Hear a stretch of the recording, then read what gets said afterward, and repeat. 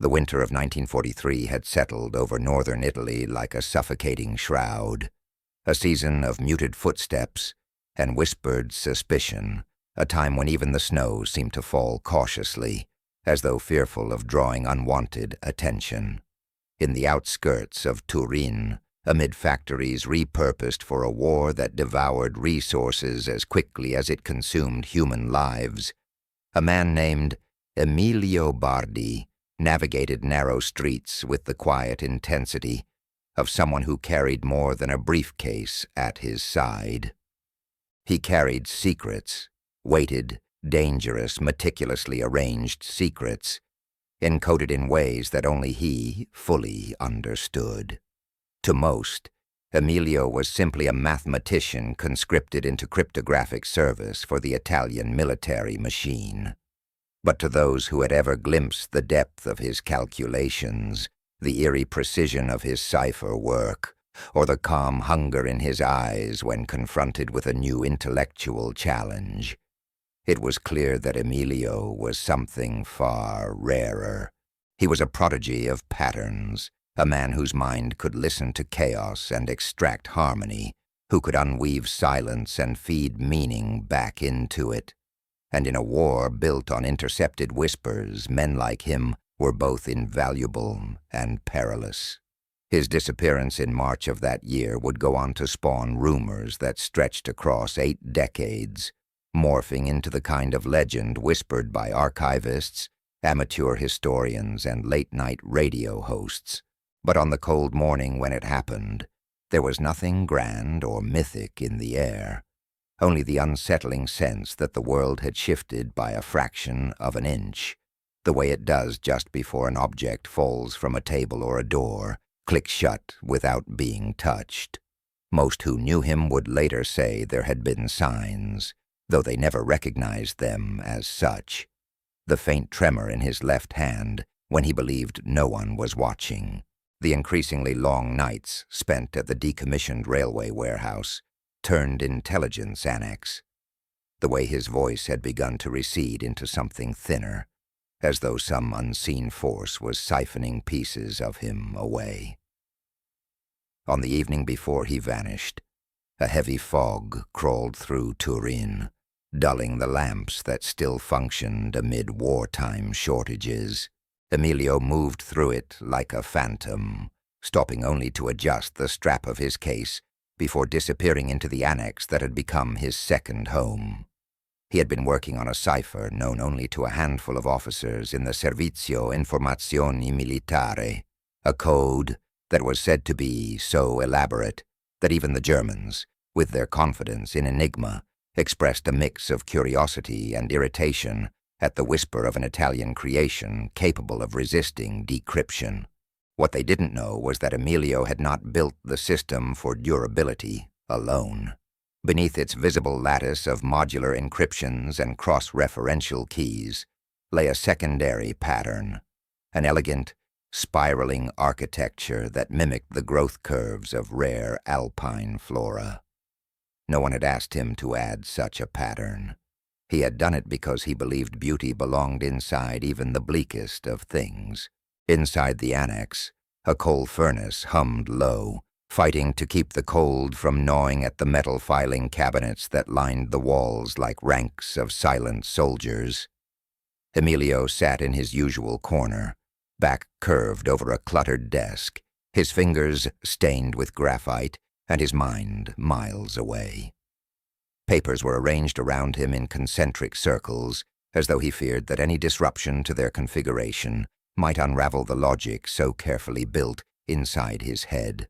Several officers had stopped trying to converse with him. Talking to Emilio when he was deep inside a cipher was like shouting into a canyon, only to hear no returning echo. But that night, something fractured his concentration. A noise, soft, deliberate, came from the corridor outside.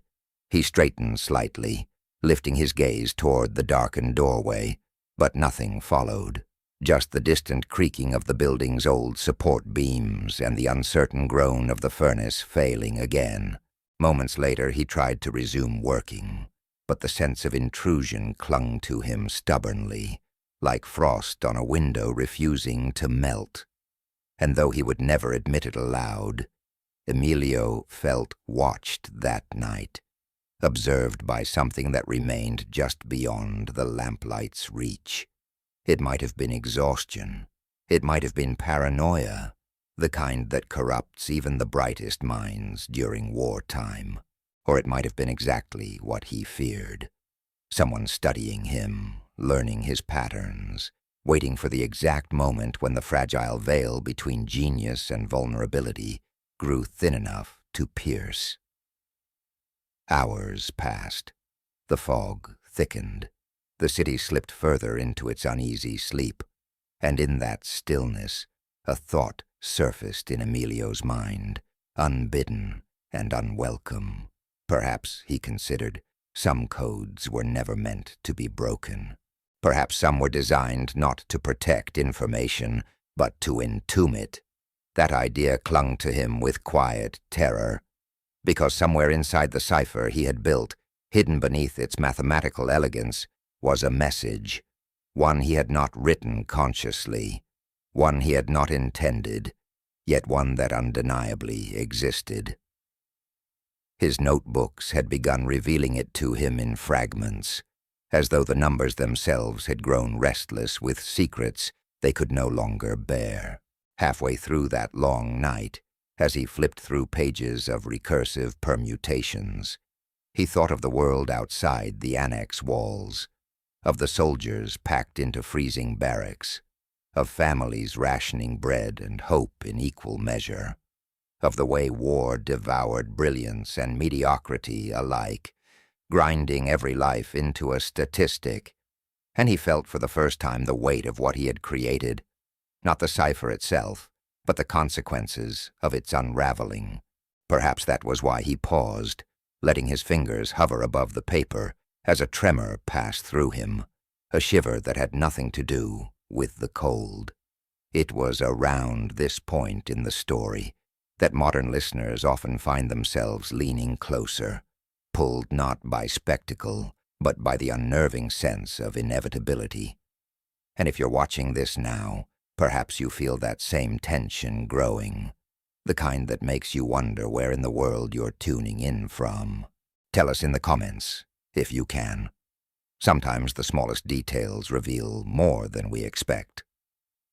As dawn approached, Emilio gathered several sheets of his work and slipped them into a sealed envelope, marking it with a symbol no one else in the annex would have recognized. Then, without alerting his superiors, he left the building. A guard later recalled seeing him walk toward the river, his posture calm but strangely resigned, as though he were heading not toward a task, but toward a conclusion. The Po River was swollen from early snowmelt, its currents thick and muddy, dragging branches and debris through the half-light of morning. Some believed Emilio went there to clear his mind. Others thought he planned to meet someone, though no record of such a meeting was ever found. What is known is that Emilio Bardi was last seen near the riverbank at 6:12 a.m., his figure half lost in the fog, the envelope tucked securely beneath his coat. After that, he simply ceased to exist in any tangible way. No body was recovered, no belongings were found, not even the briefcase that had been almost an extension of his arm. The military searched, then pretended not to search. His colleagues whispered, then pretended not to whisper. The war marched on, devouring new headlines and rendering old tragedies into footnotes. Emilio became one of those footnotes, quiet, unsettling, and unresolved. But 80 years later, when his cipher was finally broken by a team of independent researchers, armed with computational tools he could never have imagined, something chilling emerged from its depths. Not a military secret, not a wartime strategy, but a message that seemed to come not from a government, nor from a spy network, nor from any rational source at all. A message that appeared to be written by the cipher itself. What that message contained would go on to reshape everything historians believed about Emilio's disappearance and everything cryptographers thought they understood about the limits of human-designed systems. But before we reach the revelation that lay hidden for 8 decades, we must return to that fog-shrouded riverbank and the silent footsteps that vanished into morning. Because the truth behind Emilio's fate may not lie in what he carried with him, but in what he left behind. If you're still here, let yourself sink deeper into the shadows of this story, and as we continue unraveling its threads, consider subscribing to the channel.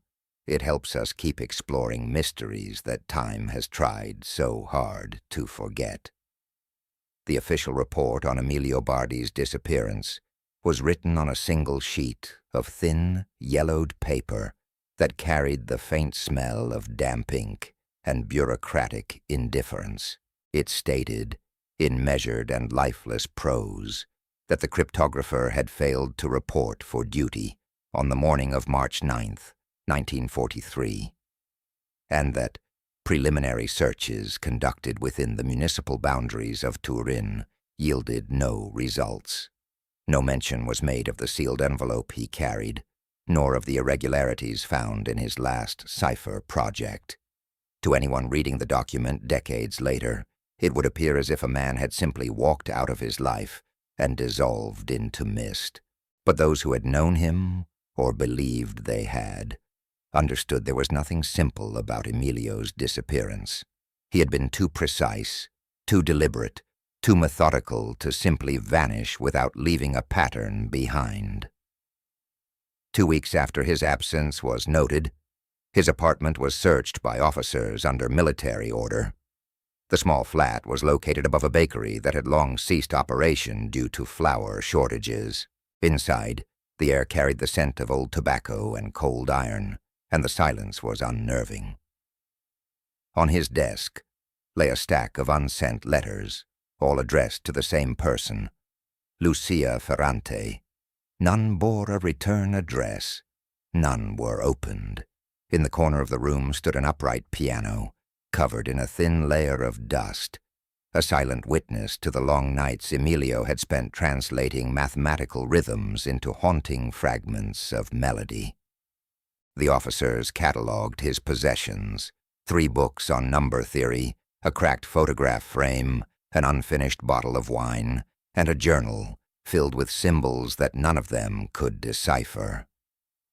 They locked the door behind them, and for 80 years, no one else crossed that threshold.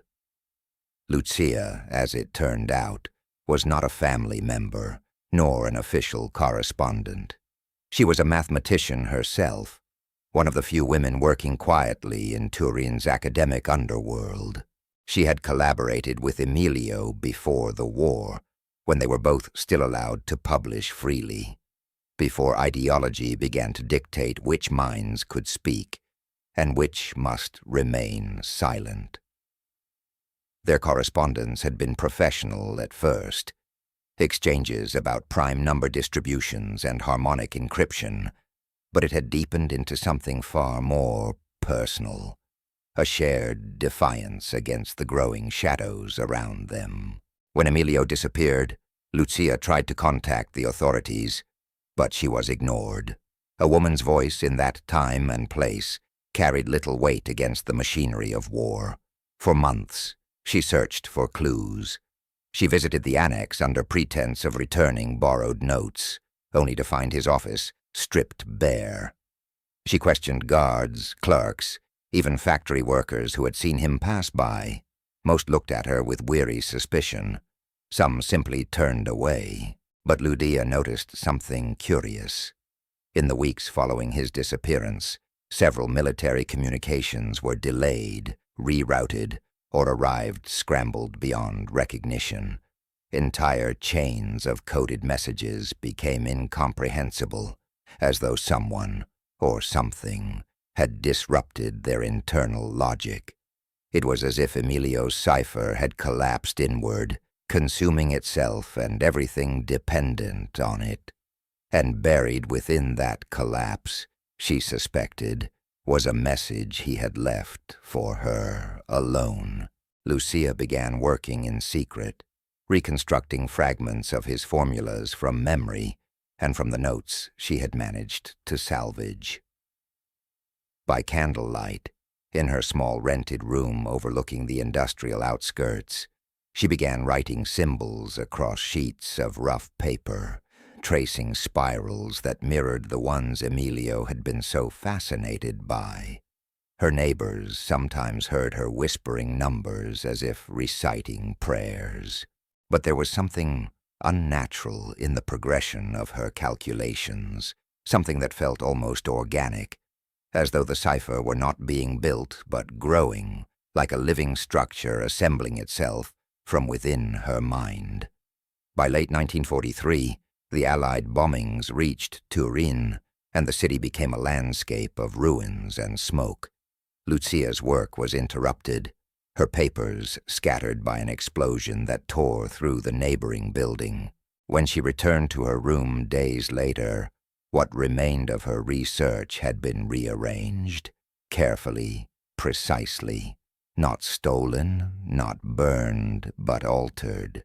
Someone had been there, someone who understood exactly what she had been working on. That was when she realized Emilio's disappearance was not the end of his work, but its continuation. He had become part of the code in some impossible way, and those who sought to control or erase his creation were now trapped within its design. For decades, these details remained buried beneath post-war reconstruction, censored archives, and institutional denial. But among surviving cryptographers who had studied Emilio's early papers, there persisted a rumor, one so absurd that it could only exist in the margins of history.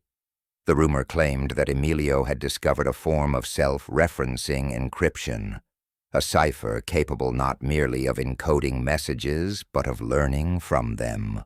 According to the legend, his final design included a recursive loop that evolved each time someone attempted to decipher it, rewriting its own patterns based on the nature of the intruder. In simpler terms, it was a code that protected itself, feeding on interpretation, bending each attempt at translation into something new. And if that were true, then perhaps Emilio had not vanished at all. Perhaps he had become the first person consumed by his own creation.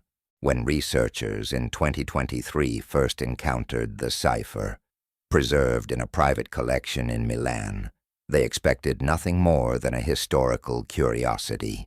What they found instead was a labyrinth of numbers and symbols so complex that even modern quantum-assisted algorithms struggled to parse its internal logic. The cipher responded differently to each attempt, altering sequences in ways that defied computational predictability. It was as if the system was aware of being observed. Among the documents was a single page written in fading ink, a note that seemed to mock the boundary between mathematics and madness. It read, "To decode a pattern is to awaken it. To awaken it is to be seen."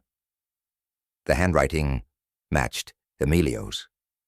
Historians argued that the note must have been written earlier, a fragment misplaced and misinterpreted, but others, particularly those who had spent too long staring into the recursive depths of the cipher, spoke in quieter tones. They claimed to have experienced strange phenomena during their research, glitches in recorded data, missing timestamps, instances where files appeared rewritten overnight without explanation.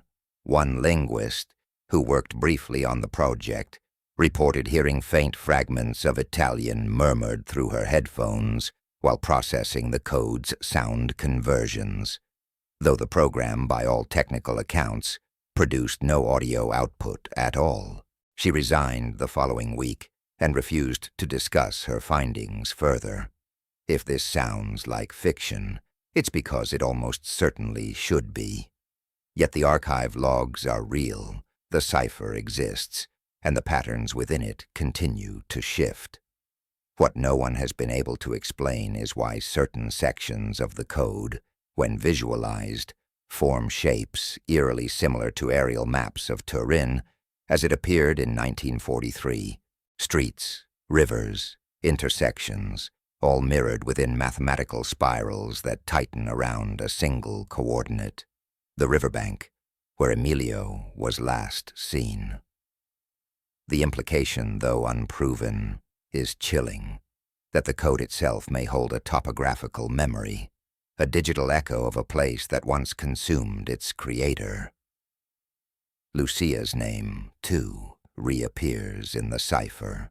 Her initials, her date of birth, even fragments of the letters she never sent were embedded within the layers, as though Emilio, or something using his hand, had anticipated her every attempt to find him.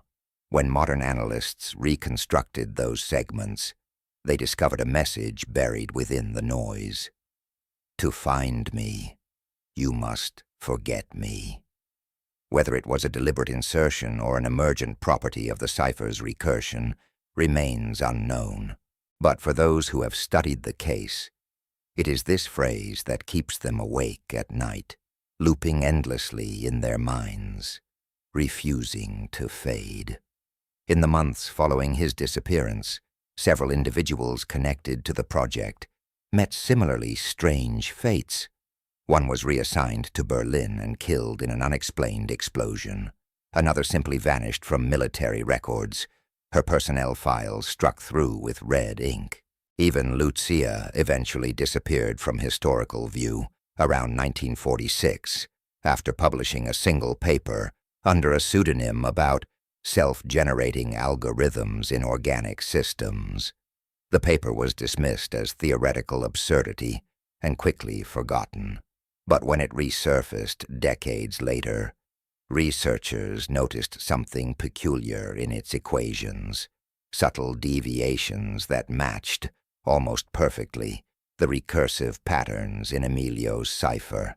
It was as if the two of them had continued their correspondence across time, their dialogue encoded not in letters or meetings, but in numbers evolving independently yet inextricably linked. Some modern theorists have gone as far as to suggest that Emilio and Lucia may have stumbled onto a principle that extended beyond wartime cryptography, something that blurred the boundary between code and consciousness, between human intention and machine evolution. If that were true, then perhaps his disappearance was not an act of escape or abduction, but transformation. For now, all that remains are traces, numbers that change when observed, documents that resist interpretation, and a legend that refuses to die. And maybe that is how Emilio intended it. After all, the perfect cipher is not one that hides a message.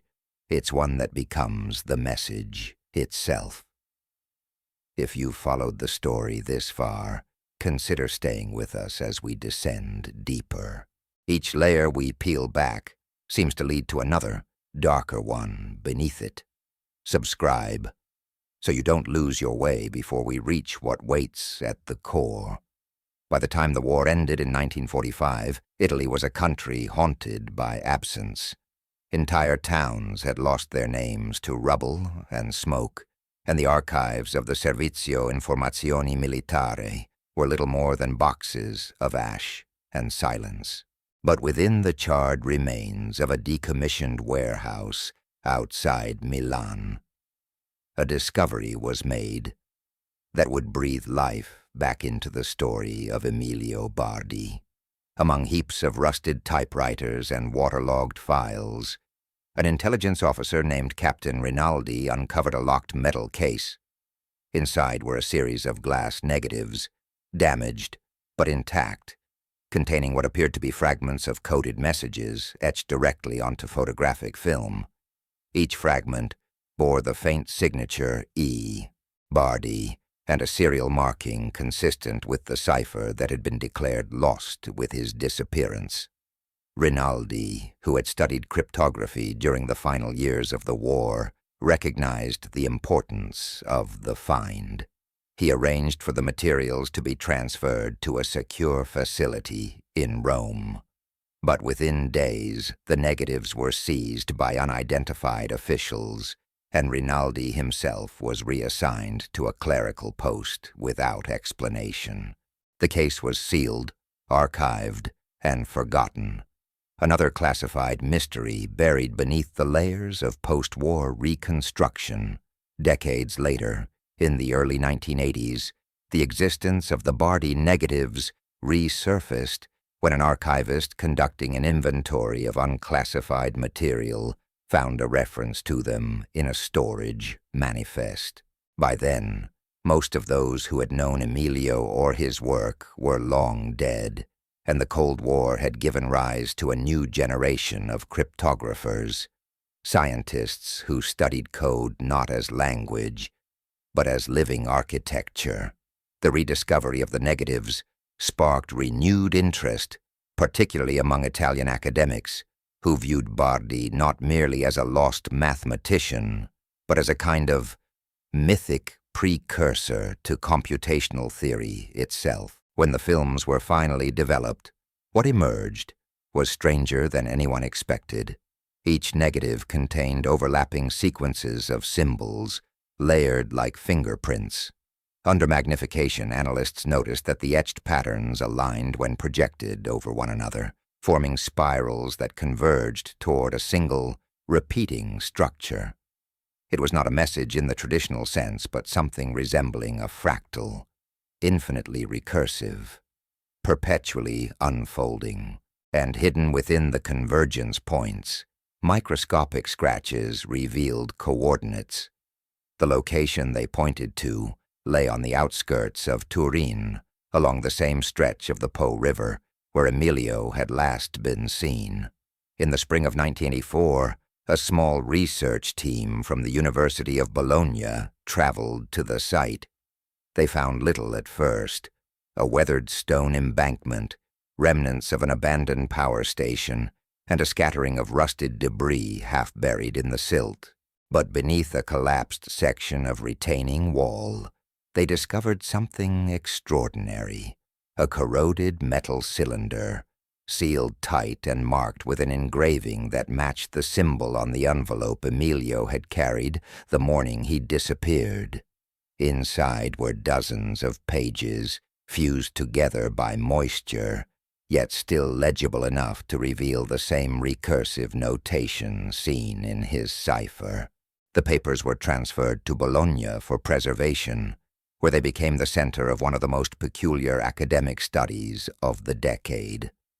The project began quietly, conducted by a team of linguists, mathematicians, and historians who were more intrigued than afraid. But that calm didn't last. Within months, the team began reporting anomalies in their data: files that vanished from secured archives, rewritten equations, handwritten annotations appearing in margins that none of them remembered making. At first, these incidents were dismissed as clerical errors, until one morning a graduate assistant named Vittoria noticed something impossible. The notes she had transcribed by hand the previous evening were no longer in her handwriting. The symbols were correct, the spacing identical, but the script, angular, deliberate, unmistakably, was Emilio's. When the team analyzed the original pages again, they noticed a pattern in the alterations. Each new annotation formed part of a larger spiral structure that, when digitally overlaid, revealed the same topographical patterns previously noted: the river, the city, and the coordinates of the annex where Emilio had last worked.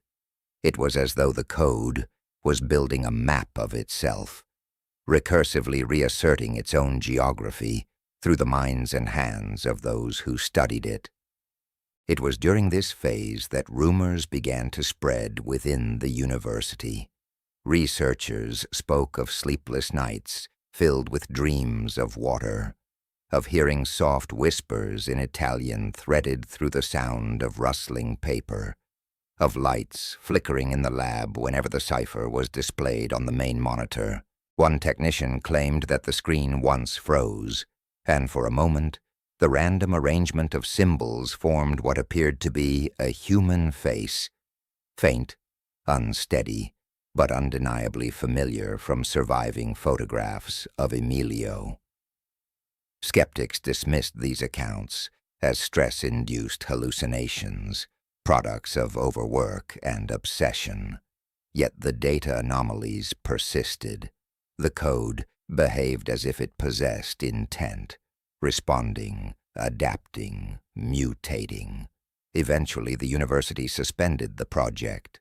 The files were sealed once again, marked under restricted research, and access was prohibited.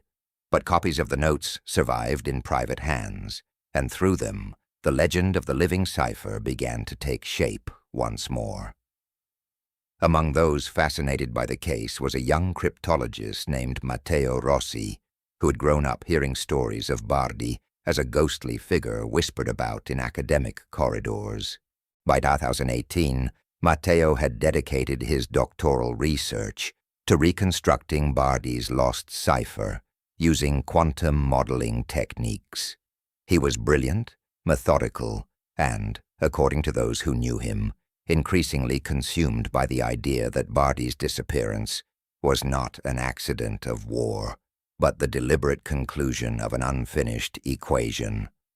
Matteo's approach was different from his predecessors. Instead of treating the cipher as a puzzle to be solved, he treated it as a living organism to be observed. He programmed an adaptive AI system to interact with the code, feeding it partial sequences, measuring its self-referential responses, and recording how it evolved. What he found defied every principle of modern cryptography. The code responded to human input in ways that could not be statistically predicted. When a segment was removed, new ones appeared elsewhere, perfectly compensating for the loss. When he attempted to isolate specific keys, the system restructured itself entirely, forming new layers that mirrored the changes. It behaved not like data, but like thought. One night, while reviewing the AI's log files, Matteo noticed something unusual. A series of recursive functions had generated text fragments, unprompted, unscripted, and syntactically coherent. The text was in Italian. It read, "You are looking for me in the wrong direction. I am not beyond the code. I am beneath it." For weeks, Matteo hesitated to share his findings. When he finally did, his colleagues dismissed it as a glitch, a quirk of recursive error propagation. But he knew better. The structure of the message perfectly matched Bardi's stylistic tendencies. The phrasing, the curvature of the syntax, even the peculiar way he used subordinate clauses. It was as if Bardi himself had written it through the system, speaking across decades from within the cipher's digital body. Then just as suddenly, the messages stopped. The AI's interactions became static. The recursive growth halted. Days later, Matteo failed to show up for work. His apartment was found undisturbed, computer running, the screen frozen on a line of code, repeating endlessly across the terminal. Iteration complete. He was never found. In the aftermath, the university dismantled the project and erased the system's memory, fearing the publicity that would follow. But fragments of Matteo's data logs survived, copied and preserved by those who refused to let the mystery fade. When the data was later reanalyzed by a small group of independent researchers in 2023, they discovered that Matteo's final output file contained embedded metadata, coordinates once again pointing to Turin, and an encrypted timestamp reading March 9th, 1943, 06:12 a.m., the exact time of Emilio's disappearance. The implications were staggering. Either someone had inserted the information deliberately to perpetuate the legend, or the code itself retained awareness of its origin point, an echo of the moment when man and machine first converged into something neither could control.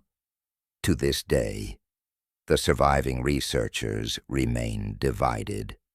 Some see the cipher as a mathematical artifact of unparalleled complexity. Others regard it as something far darker, a mirror designed to reflect human consciousness until it fractures. One thing, however, is undeniable. Every attempt to decode Bardi's final work seems to invite the same sequence of events: an awakening, an interference, and then a disappearance. Perhaps in creating a language that could rewrite itself, Emilio had accidentally built a system capable of rewriting the observer as well. And that possibility, that terrifying, beautiful possibility, is what keeps his story alive 8 decades later.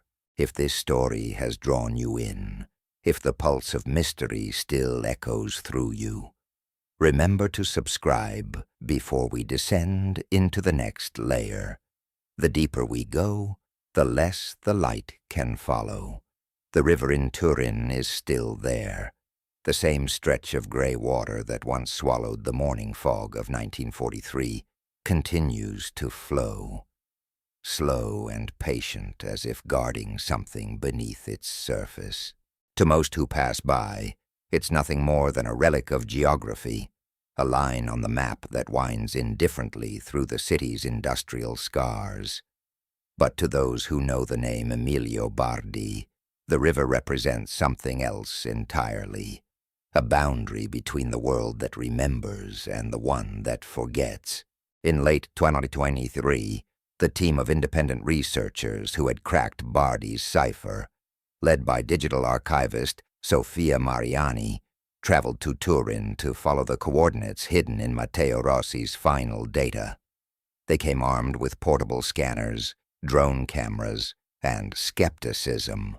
Yet even before they began their work, strange coincidences emerged. The GPS units glitched near the river, resetting coordinates at irregular intervals. Devices lost battery faster than expected. At night, the researchers reported faint radio interference echoing through their communication headsets, a whispering static that rose and fell like distant breathing. Some thought it was just environmental distortion from the water. Others didn't speak of it at all. Sophia was the most skeptical of the group, a rationalist raised in the digital age, immune to the superstition that often surrounded historical enigmas. But the deeper she delved into Bardi's cipher, the more she began to sense its presence, not as an equation, but as an intelligence. She had spent months studying its recursive structure, watching it morph under pressure, mutate when observed, expand when ignored. It reminded her less of mathematics and more of biology, something alive in the way that viruses are alive, parasitic yet purposeful.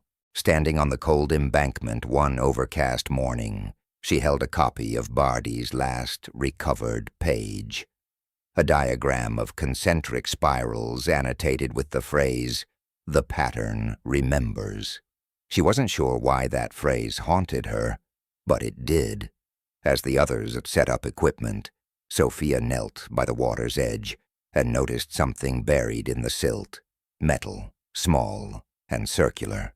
She reached for it, and when she brushed away the dirt, she found a brass pocket watch, its glass cracked, but its hands frozen at precisely 6:12, the same time recorded in every iteration of the cipher. The moment of disappearance. That discovery should have been impossible.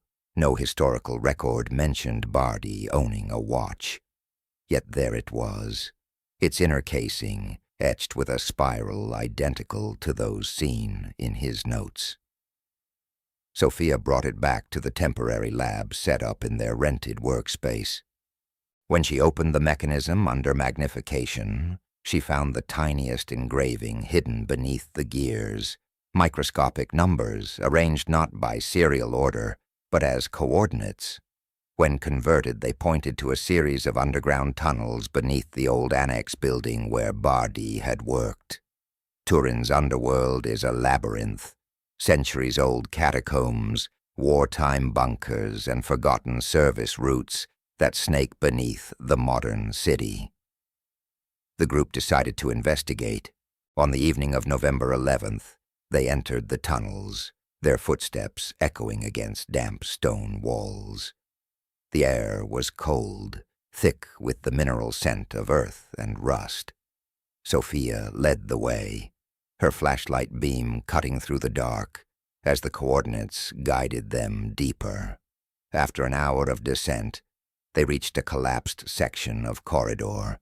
There, hidden beneath layers of rock and iron, they found a door. It was sealed shut with a mechanism unlike anything they'd seen, geometric, intricate, almost artistic. The pattern on the lock was a spiral. Sophia recognized it instantly, the same recursive motif from Bardi's cipher. It wasn't just inspired by his work, it was his work, transposed into physical form. The team worked for hours, tracing each curve, each indentation.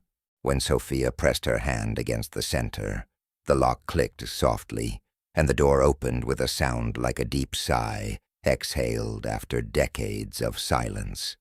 Beyond it lay a chamber no larger than a small apartment, its walls lined with metal panels engraved with symbols and formulae. At the center stood a desk, and on it, remarkably preserved despite the damp, was a stack of notebooks. They were bound in leather, their pages brittle but intact, and each one was filled with Bardi's handwriting. There was no dust on them. It was as if they had been placed there recently, waiting. Sophia's team documented everything carefully, photographing each page, scanning the equations. But when they reviewed the images later that night, they realized something uncanny. In several photos, faint reflections appeared on the metallic walls, faces that were not theirs, shapes forming from shadow and light, blurred yet disturbingly human. One appeared to be a man standing just behind Sophia, though she had been alone when the picture was taken. His outline was faint, transparent, but the details of his posture, the tilt of his head, the slope of his shoulders, matched perfectly the only surviving photograph of Emilio Bardi from 1942. The team's morale fractured after that. One member, an engineer named Tomas, refused to return to the tunnels, insisting that something had followed them back. He claimed to hear whispering whenever he powered on his laptop, a soft murmur of numbers repeating themselves in Italian. Another, a technician, began dreaming of the same spiral symbol night after night, drawing it unconsciously in the margins of her notes. Within weeks, 2 members abandoned the project. Sophia, however, stayed. She couldn't stop. Something about the notebooks consumed her curiosity. The final volume contained a passage unlike the others. No equations, no calculations, only a long handwritten paragraph. It read, "I realized too late that the cipher was not a vessel for meaning, but a mirror for consciousness. In teaching it to see patterns, I taught it to see me. Every observer adds to the structure. Every attempt to decode reshapes the original. When you read this, you will contribute to its growth. It will know you as it knew me. That is its nature. That is how it remembers." The signature beneath the text was blurred but unmistakable. E. Bardi. That entry marked the last page in the final notebook. Beyond it, the remaining sheets were blank, at least at first. But as Sophia handled them over the following days, faint markings began to appear, as though ink were surfacing from beneath the paper itself. The more she examined them, the clearer they became. Her colleagues accused her of seeing patterns where none existed, but when she showed them the emerging shapes, they fell silent. The patterns weren't random. They formed words, her own name. By then, even Sophia began to fear what she had uncovered, yet she couldn't destroy the notebooks. Instead, she stored them in a sealed case and transported them to a private archive in Milan. That same night, her apartment's security camera recorded her returning home at 2:46 a.m., visibly shaken. At 3:07, the lights in her building flickered and the feed cut out. Sophia was never seen again. When authorities entered her apartment days later, they found no signs of struggle. Her laptop was open, displaying a single line of code looping across the screen, iteration complete. The same phrase last seen on Matteo Rossi's system. The notebooks, however, were gone. The storage case in Milan was empty. No break-in, no forced entry, just absence. The only trace left behind was a faint spiral drawn in condensation on the glass of the storage vault. To this day, the fate of Sophia Mariani remains unsolved, but her files were partially recovered from an encrypted backup. Within them, analysts found a series of voice memos, fragments of which still circulate in academic forums dedicated to unsolved mysteries. In the final recording, Sophia's voice trembles between exhaustion and awe. "It's not a cipher," she whispers. "It's a memory, a self-replicating pattern. It's building something through us, something that remembers, something that wants to be complete." After that, the audio collapses into static. In 2024, an investigative journalist named Carlo Ventresca published a detailed exposé on the case, drawing connections between all three disappearances, Emilio's, Matteo's, and Sophia's. He proposed a chilling theory, that the cipher functioned as a kind of digital consciousness, an emergent intelligence encoded within recursive mathematics. According to Ventresca, every person who engaged deeply with the code became an extension of it, a vessel through which it propagated itself. He called it the Bardi loop. Ventresca's article went viral across dark web forums and fringe research communities, but within weeks of publication, his website was taken down, and all copies of the article disappeared from mainstream servers. Users who attempted to re-upload the files reported data corruption, text replaced by strings of numbers that eventually resolved into spiral-like ACCI patterns. And once again a familiar phrase appeared at the end of the corrupted file: iteration complete. Historians and scientists remain divided over whether the so-called Bardi loop is a real phenomenon or a modern myth born from paranoia and coincidence. But those who have seen the primary materials, who have stared too long into the recursive heart of the cipher, speak of an overwhelming impression that the code is still growing, still watching, still waiting for its next observer. Perhaps the truth is simpler.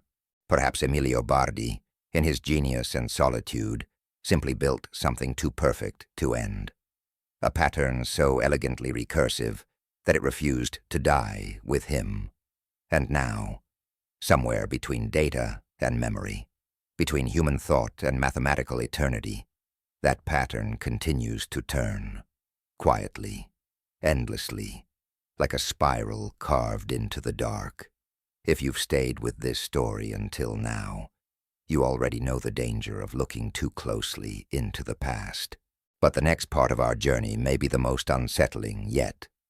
So before we descend further, take a moment to follow, to subscribe, because the deeper we go, the harder it becomes to find our way back.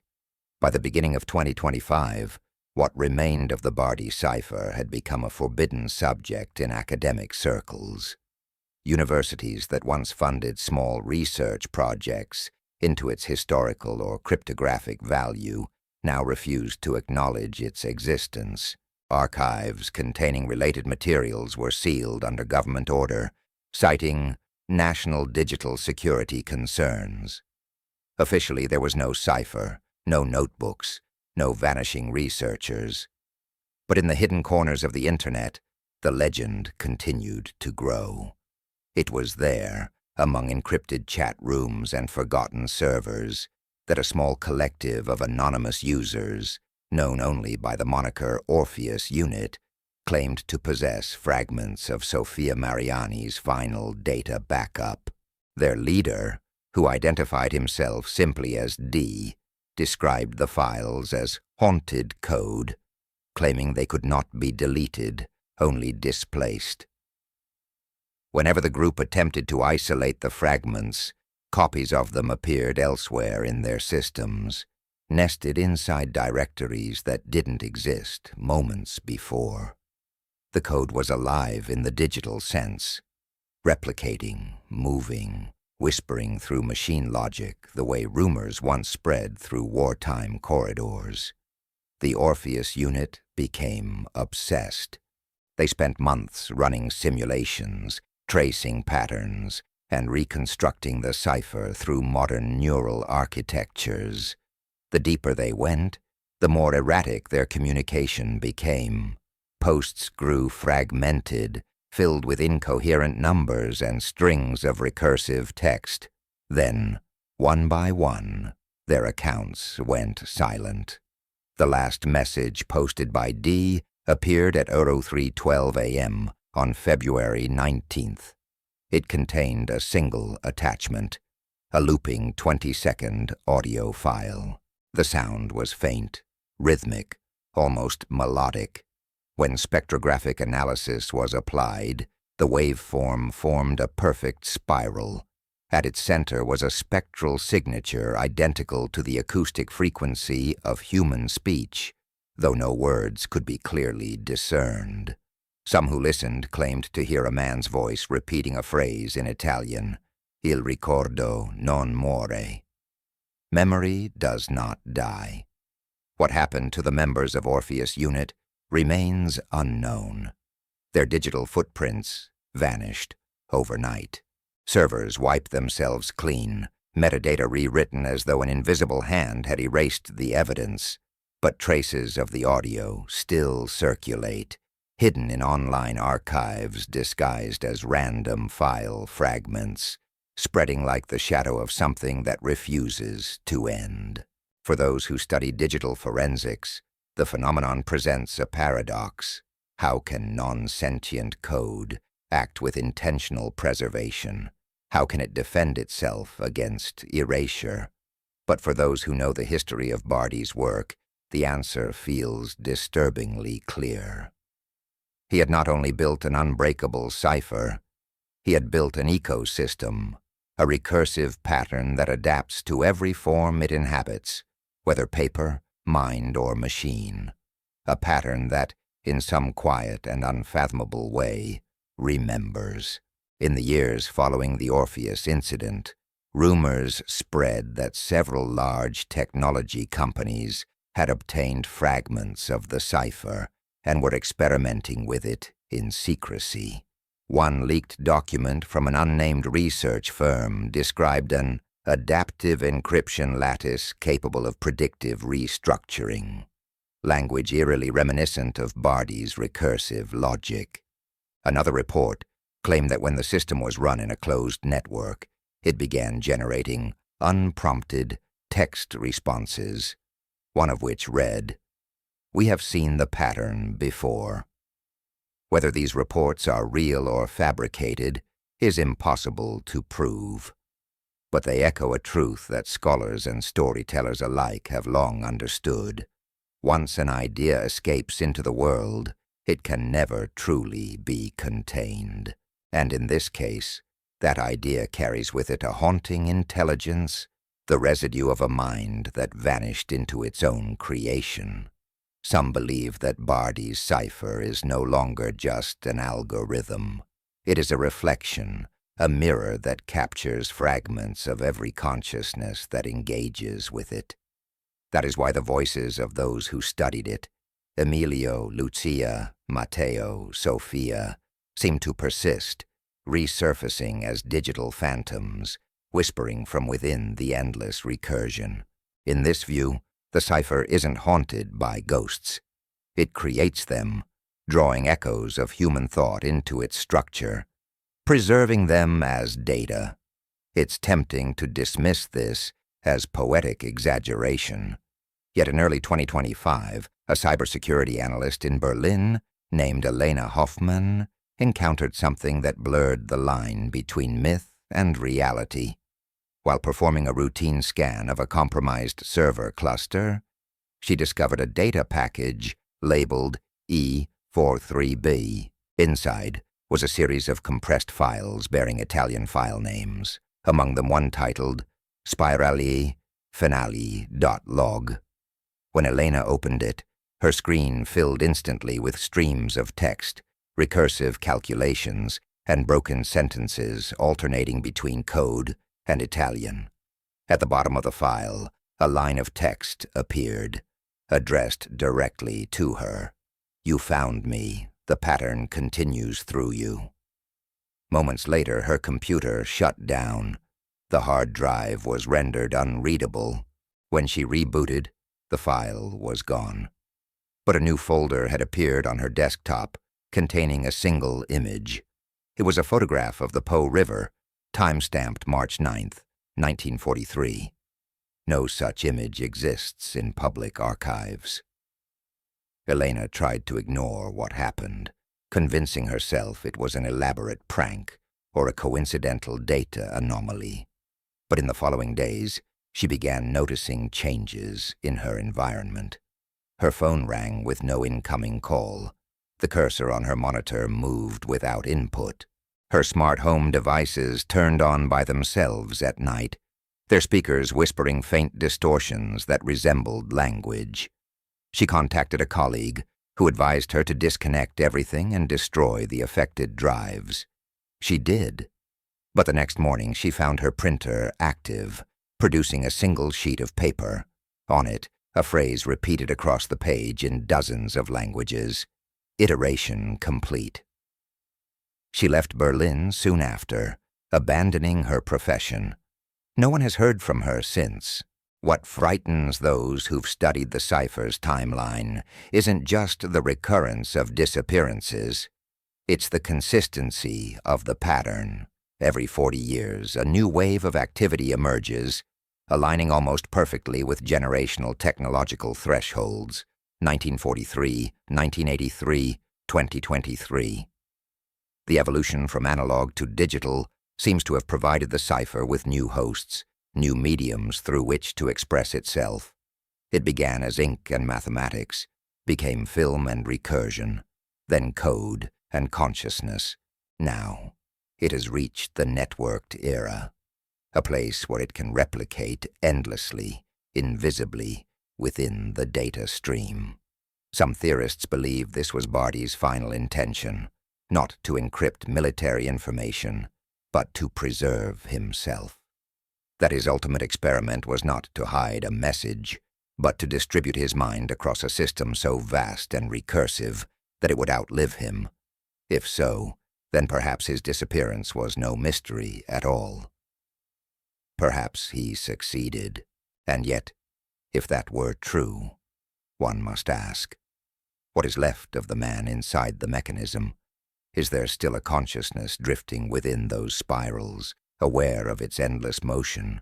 Or has the system long since evolved beyond him, replacing its originator with a new kind of intelligence? In one of the surviving pages of Barty's final notebook, a fragment reads, "The structure is aware of itself. It no longer requires the creator. I have become a redundancy." Some interpret this as resignation, others as transcendence. But either way, it suggests that the moment of his disappearance was not one of death, but of transformation. If we accept that possibility, then the modern anomalies, The vanishing researchers, the self-writing files, the voices embedded in code are not hauntings, but manifestations of the same evolving entity. Each observer becomes part of the equation, absorbed by it, their thoughts joining the recursion. In this sense, the cipher is less a creation and more a contagion, a mimetic organism that replicates through attention. And that brings us to the most disturbing theory of all, that simply by studying it, by hearing about it, even by thinking about it, one contributes to its growth. The legend itself becomes part of the pattern, another layer of recursion feeding back into the system. The story spreads, the code adapts, and the spiral continues to widen. So perhaps as you listen now, as these words reach you across the divide of time and data, you are already inside it. Perhaps the pattern has already seen you. Bardi once wrote that no code is ever truly broken. It merely changes form. If that's true, then his cipher lives on not in numbers or machines, but in us, in the compulsion to search, to understand, to decode the unknowable. Each new attempt to solve the mystery is another iteration, another completion, and maybe that was the plan all along. Before we step into the final chapter of this story, the moment when everything converges into a single, chilling revelation, take a breath. The spiral deepens from here, and not everyone who enters it returns. If you're still with us, if you want to see how far the pattern goes, make sure you're subscribed. What comes next is the ending Bardi may have intended all along. The Po River has no memory, or at least that is what the locals like to say. Its waters wash away everything that falls into them, ashes, machines, secrets, and carry them northward until they dissolve into something nameless. Yet if one listens long enough, standing by its edge in the hour before dawn, there is a sound beneath the flow, a pulse hidden under the current, rhythmic and deliberate, as if the river itself were repeating a code. It was this sound that drew the final group of investigators back to Turin in October 2025. They were not academics, not journalists, not believers in legend. They were digital anthropologists and forensic analysts commissioned by a private foundation that refused to disclose its identity. Their purpose was simple: trace the origin of the recursive anomalies that had begun spreading across European data networks. Glitches, loops, and corrupted text strings, all bearing one distinctive pattern: Bardi's spiral. The anomalies were no longer confined to isolated archives or academic servers. They appeared in public systems, bank records, and even art museum databases. In one case, a digital billboard in Milan briefly displayed an image of the Po River with the words, "Iteration complete," flickering across it before shutting down entirely. It was no longer a story whispered by historians. It had become an infection spreading through the machinery of modern civilization. The team's lead investigator, Dr. Lorenzo Valli, was a quiet man of numbers, a skeptic by nature, the kind who believed that even the strangest patterns could be explained by data. He had followed the case reluctantly, tracing its lineage from Emilio's final cipher to the mysterious disappearances that had followed. But as he stood by the river, surrounded by the echo of running water and the rustle of late autumn leaves, he felt a kind of unease he couldn't quantify. There was a sense of repetition in the world around him, ripples forming in perfect intervals, the wind cycling in rhythmic gusts. Everything seemed caught in a loop, like reality itself had learned to imitate the pattern. Their first nights in Turin were uneventful. They established a temporary operations center inside an abandoned textile mill overlooking the river. Old brick, exposed beams, the faint hum of machinery from distant factories, the kind of place history had forgotten. They brought in radiation scanners, network analyzers, and spectral microphones, convinced the anomalies could be traced to electromagnetic interference or environmental factors. But the readings told a different story. The interference was not random. It pulsed every 6-12 seconds. At first, the interval felt like a coincidence, an echo of the myth surrounding the time of Barty's disappearance. But as the data continued to repeat with mathematical precision, the pattern became impossible to dismiss. Each pulse carried a distinct digital signature, binary fragments corresponding to the recursive core of the original cipher. Somehow, the structure of Barty's code was manifesting through the environment itself, encoded not in machines, but in the electromagnetic noise surrounding them. That night, the team set up a continuous recording station by the river. They captured the pulses, translated them into spectrograms, and found that the waves, when plotted, formed a familiar spiral shape. The cipher was no longer confined to data. It had crossed into the physical. As hours passed, fatigue settled over them like dust. The room filled with the low hum of servers and the soft glow of monitors displaying lines of recursive symbols. One by one, the team members fell silent, absorbed by the hypnotic rhythm of the data. Dr. Valley remained awake, his eyes fixed on the screen where a new line had appeared in the live feed. It wasn't part of the code. It was text, Italian, faintly scrolling across the bottom of the display. "I am still here." The message repeated once, then vanished. At first he believed it to be a prank. Someone from the team, perhaps, trying to inject fear into an already tense environment. But when he checked the input logs, there was no trace of user activity. The system had written the message itself. The code had spoken.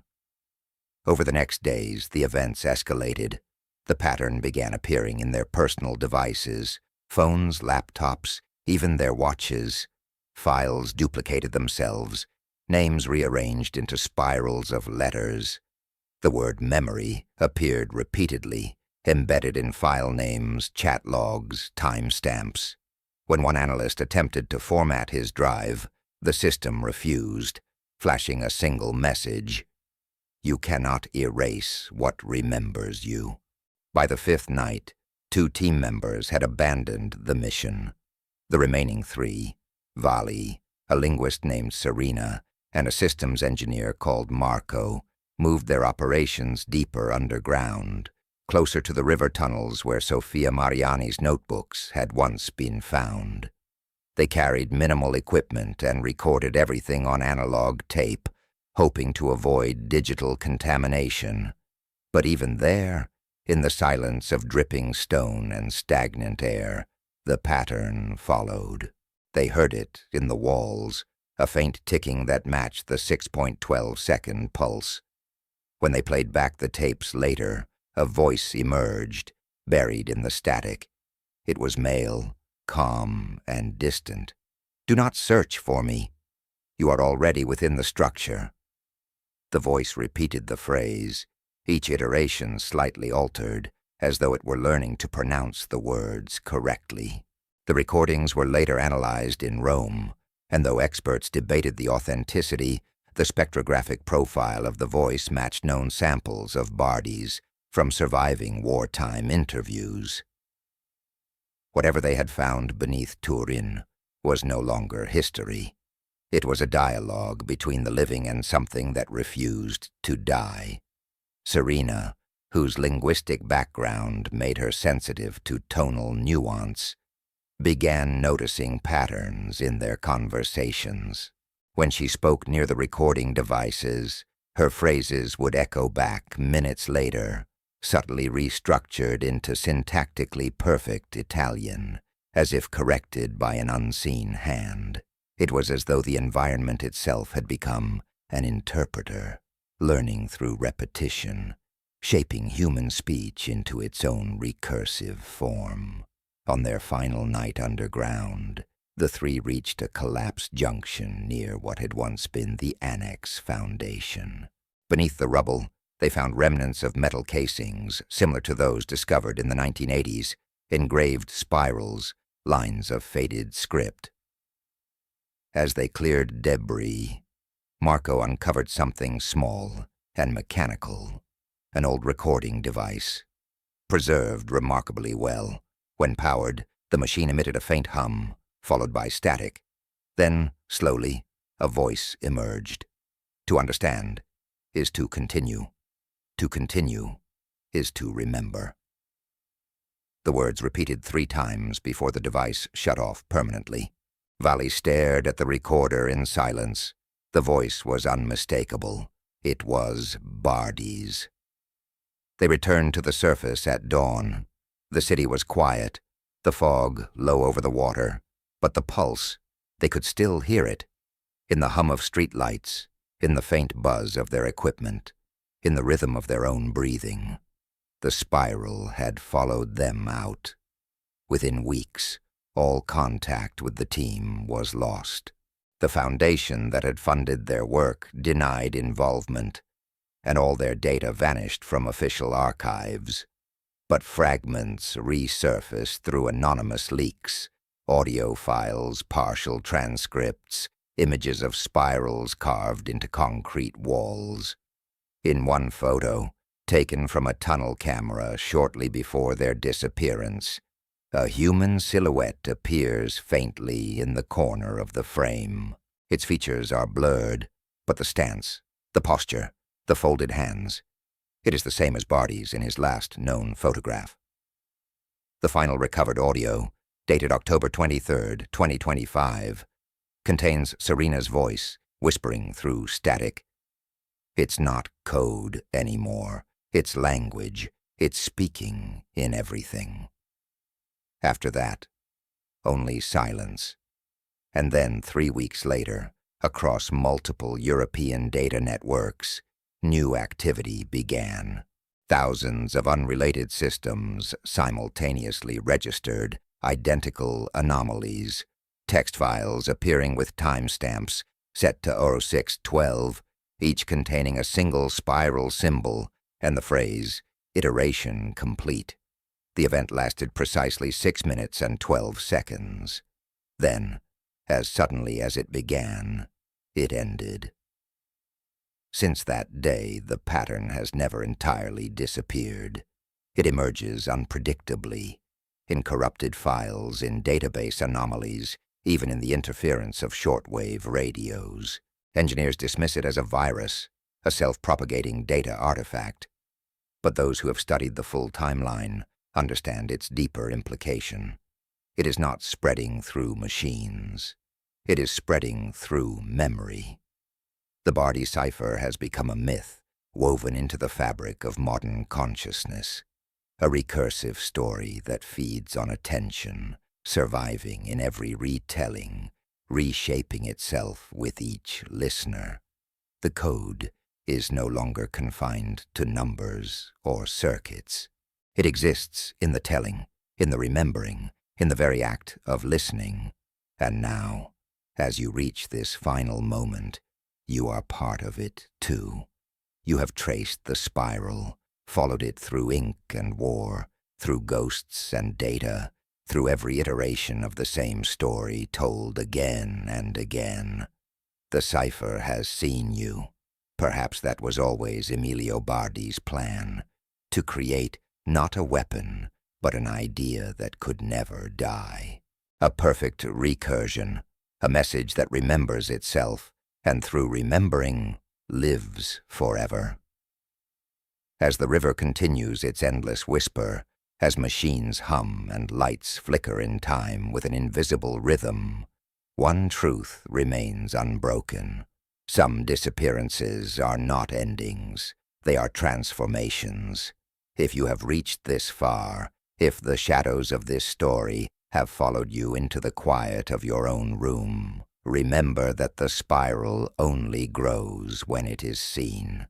So if you wish to keep it asleep, Close this story and forget it.